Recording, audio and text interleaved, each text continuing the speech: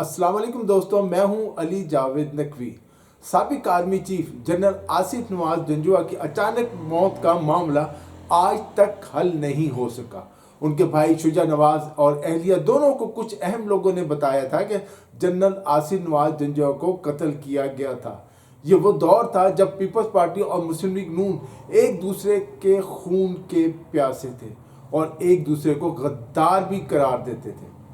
شجاع نواز نے Peoples party کے ticket پر قومی اسمبلی کا الیکشن بھی لڑا۔ جنرل آصف نواز جنجوعہ اور وزیر اعظم نواز شریف کے درمیان تعلقات زیادہ اچھے نہیں تھے، یا یوں کہہ لیں کہ دونوں ایک پیج پر نہیں تھے۔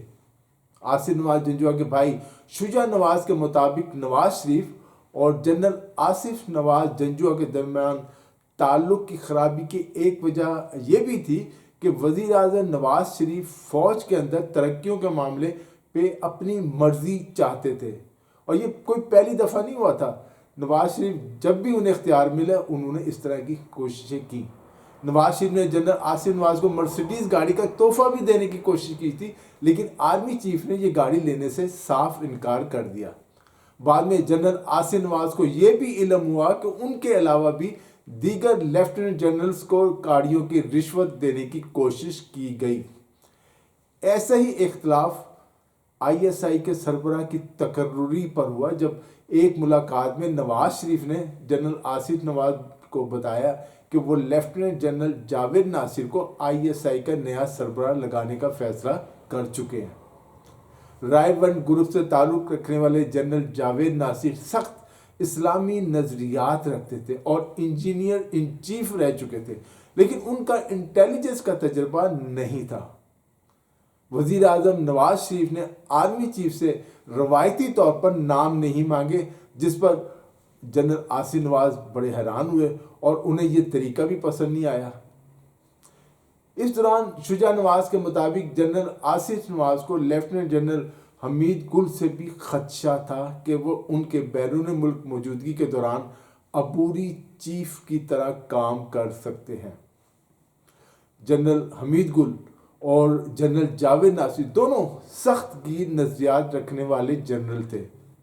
جنرل آصف نواز نے فیصلہ کیا کہ جنوری 1992 میں امریکہ روانگی کے موقع پر جنرل حمید گل کو ٹیکسلا میں دفاعی ادارے میں تعینات کر دیا جائے، اور انہوں نے اس وقت کے لاہور کے کور کمانڈر جنرل جہانگیر کرامت، جو بعد میں آرمی چیف بھی بنے، انہیں کہا کہ وہ جنرل حمید گل کو جا کر بتائیں کہ وہ نئے عہدے پر تعینات ہو چکے ہیں۔ اس وقت حمید گل ملتان میں کور کمانڈر تھے۔ امریکہ میں جنرل آصف نواز کو chief of general staff lieutenant general Farrukh Khan کا فون آیا کہ جنرل حمید گل نے نئے عہدے پر جانے سے انکار کر دیا۔ شجاع نواز کے مطابق اس وقت آصف نواز ورجینیا میں انہی کے گھر پر موجود تھے، اور آرمی چیف نے حکم دیا کہ جنرل حمید گل اگر نہیں جانا چاہتے تو ان کو ریٹائر تصور کیا جائے گا، اور پھر ایسا ہی ہوا۔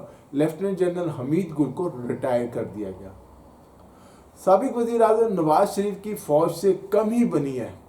یہ الگ بات ہے کہ نواز شریف کی سیاسی تربیت اسٹیبلشمنٹ نہیں کی، اسٹیبلشمنٹ نے ہی انہیں وزارت عظمیٰ تک پہنچایا، اور جب اختلافات بڑھے، نواز شریف جب بھی وزیر اعظم بنے ان کے اسٹیبلشمنٹ سے اختلافات ہوئے، تو 3 مرتبہ وزارت عظمیٰ سے انہیں نکالا بھی گیا۔ شجاع نواز کے مطابق وہ اپنے بھائی کی موت کے بعد آرمی ہاؤس راولپنڈی میں موجود تھے، جہاں افسوس کرنے کے لیے لوگ آتے رہتے تھے، اور اسی دوران ایک شخص نے ان سے افسوس کا اظہار کرنے کے بعد بتایا کہ جنرل آصف نواز جنجوعہ کو قتل کیا گیا ہے۔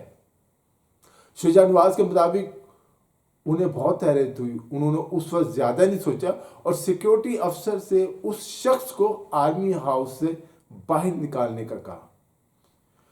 بی بی سی اردو کی رپورٹ کے مطابق 11 سال تک سربراہ مملکت اور 12.5 سال تک آرمی چیف رہنے والے جنرل ضیاء اللہ کے طیارہ حادثے کے صرف 6 سال بعد ایک اور آرمی چیف کی اچانک موت نے پاکستان کو ہلا کر رکھ دیا تھا۔ سرکاری موقف تو یہ تھا کہ 8 جنوری 1993 کو جنرل آصف نواز جنجوعہ کی موت دل کا دورہ پڑنے سے ہوئی تھی، مگر جن حالات میں جنرل آصف نواز جنجوعہ کی موت ہوئی وہ ہنگامہ خیز اور پراسرار تھے۔ پاکستان اس وقت بھی سیاسی بحران کا شکار تھا۔ صدر غلام اسحاق خان اور وزیر اعظم نواز شریف آئینی اختیارات کی جنگ لڑ رہے تھے، اور اس صورتحال میں فوج کو بطور ثالث دیکھا جا رہا تھا کہ فوج انٹرفیئر کرے۔ یہ وہی دور تھا جب کراچی میں فوجی آپریشن بھی جاری تھا اور MQM کے جناح پور جیسے متنازع نقشے اور معاملات سامنے آ چکے تھے، اور ان کے پیچھے الطاف حسین کا ذہن تھا۔ دوسری جانب مارشل لا لگائے جانے کی افواہوں کا بھی زور تھا کہ جنرل جنجوعہ مارشل لا کسی وقت بھی لگا سکتے ہیں۔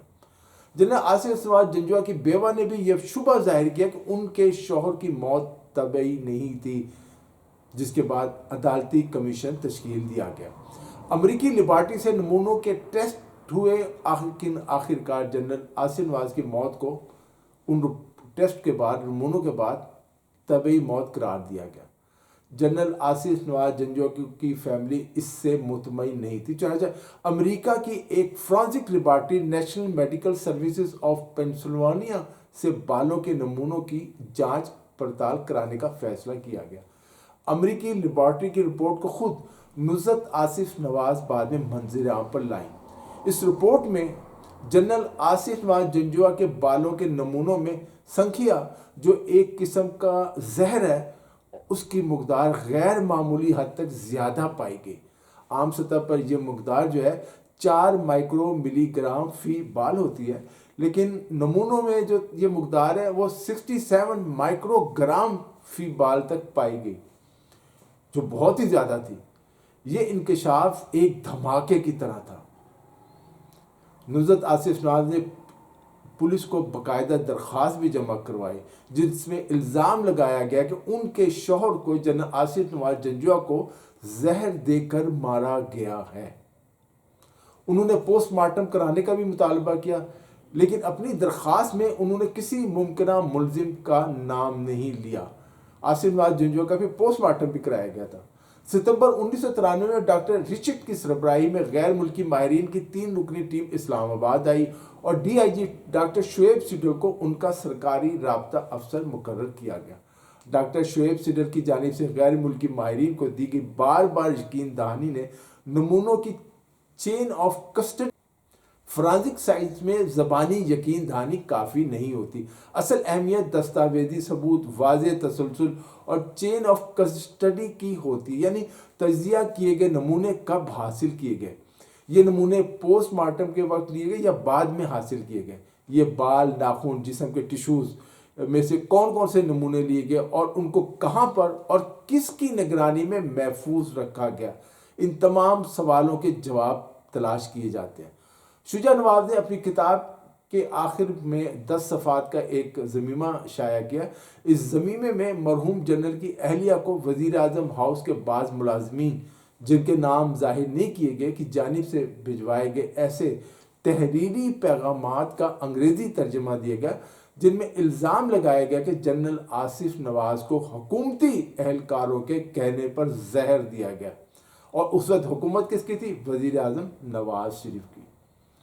یہ گمنام خط جنرل آصف نواز کی موت کے بعد ان کی اہلیہ کو موصول ہوئے، تاہم ان میں جو دعوے کیے گئے ان کی آزادانہ طور پر تصدیق نہیں ہو پائی۔ جنرل آصف نواز کی موت کو جس چیز نے مشکوک بنایا وہ ان کی موت کے بعد پیش آنے والے واقعات تھے۔ اگرچہ آصف نواز کی موت نے پاکستان کے سیاسی نظام کو ایک جھٹکا دیا، لیکن سیاسی اسٹیبلشمنٹ نے تفتیش کو باوجود یہ کہ آرمی چیف کی بیوہ کے الزامات ہیں، شفافیت یا چستی سے ڈیل نہیں کیا، اور ایک ایسے وقت میں خود کو محفوظ رکھنے کی کوشش میں مصروف ہو گئے جب یہ بہت ضروری تھا کہ جنرل آصف نواز جنجوعہ کی موت پر کھلی تحقیقات سے خدشات کو ختم کیا جائے۔ حکومت نے ایسا کوئی بھی اقدام نہیں کیا۔ سچ کی تلاش کے لیے بنائے گئے عدالتی تحقیقاتی کمیشن نے 14 مئی 1993 کو اپنی رپورٹ وزیر اعظم آفس کو پیش کی، لیکن ماضی میں اہم واقعات پر بنائے گئے بہت سی انکوائری کمیشنز کی طرح یہ رپورٹ بھی مکمل طور پر منظر عام پر نہیں آئی۔ صرف چند اس کے پوائنٹ جو تھے، پیراگراف تھے، انہیں ہی मंदिर आम पर लाया गया। शुजा नवाज ने अपनी किताब में किसी को भी जनरल आसिफ नवाज जंजुआ की मौत का जिम्मेदार नहीं ठहराया, लेकिन फिर भी वो सवाल उठाते हैं कि अमरीकी लेबॉर्ट्री की रिपोर्ट में संख्या की ज़्यादा मकदार पाई गई, लेकिन सरकारी रिपोर्ट के मुताबिक जनरल आसिफ नवाज जंजुआ की मौत तबई थी। वो आज तक ये समझ नहीं पाए कि इनकी तहकीकात और सरकारी तहकीकात के नताइज में फ़र्क क्यों आया। सिर्फ इतना ही नहीं, सरकारी हुकाम की जानिब से उस मौत की मुकम्मल तहकीकात से हिचकिचाहट भी शकूक व शुबहात ने जन्म लिया कि तहकीकात ही नहीं की जा रही या उसमें डिले किया जा रहा है, और ये आज तक मौजूद है शक जो है।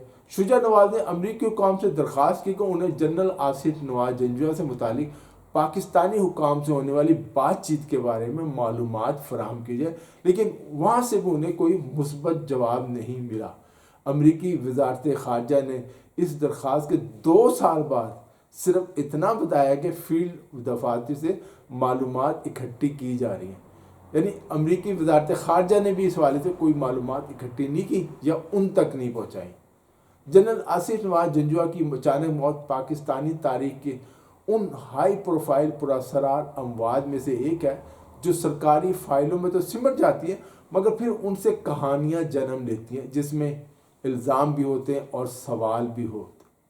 दोस्तों, इस वीडियो में इतना ही। अली जावेद नकवी को इजाज़त दीजिए। अपना ख्याल रखिएगा। खुदा हाफिज़।